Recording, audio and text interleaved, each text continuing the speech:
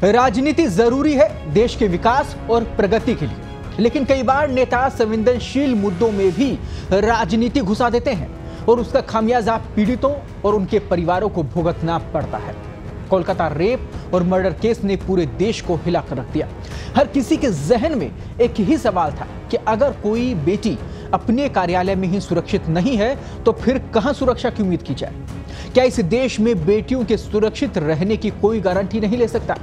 सरकारी कार्यालय के ऐसे हालात हैं तो सोचिए प्राइवेट कंपनियों में बेटियों की क्या हालत होगी, क्या क्या उन्हें झेलना होगा।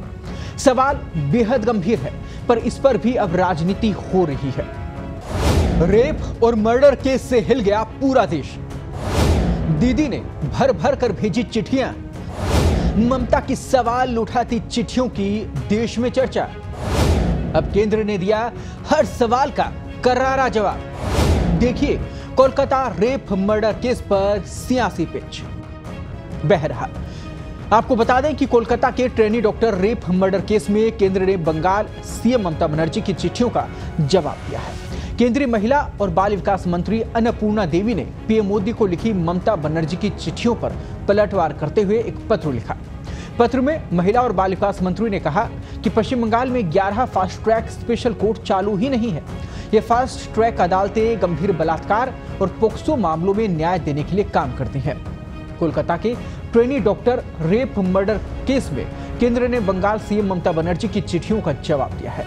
केंद्रीय महिला और बाल विकास मंत्री अन्नपूर्णा देवी ने पीएम मोदी को लिखी ममता बनर्जी की चिट्ठियों पर पलटवार करते हुए एक पत्र लिखा। पत्र में महिला और बाल विकास मंत्री ने कहा कि पश्चिम बंगाल में 11 फास्ट ट्रैक स्पेशल कोर्ट चालू नहीं है। ये फास्ट ट्रैक अदालतें गंभीर बलात्कार और पोक्सो मामलों में न्याय देने की बात करती हैं, न्याय देने का काम करती हैं।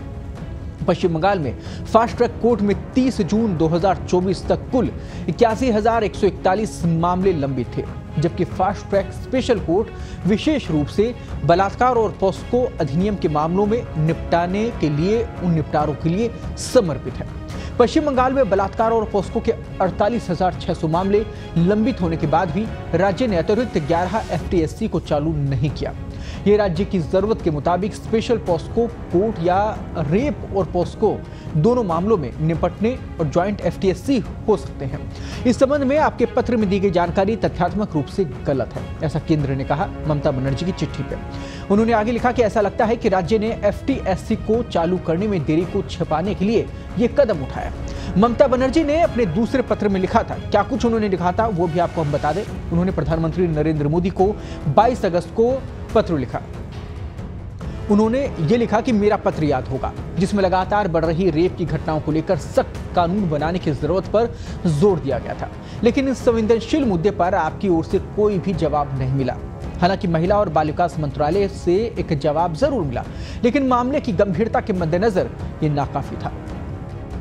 ममता बनर्जी ने लिखा, उन्हें लगता है कि इस मामले की गंभीरता की ओर पर्याप्त ध्यान दिया ही नहीं गया है। उम्मीद करते हैं राजनीति से परे हट के जल्द से जल्द आरोपी को सजा मिले और पीड़िता को न्याय मिले, और सजा भी ऐसी हो कि देश में किसी और व्यक्ति की ऐसी घिनौनी वारदात को अंजाम देने के बारे में सोचने की हिम्मत तक ना हो।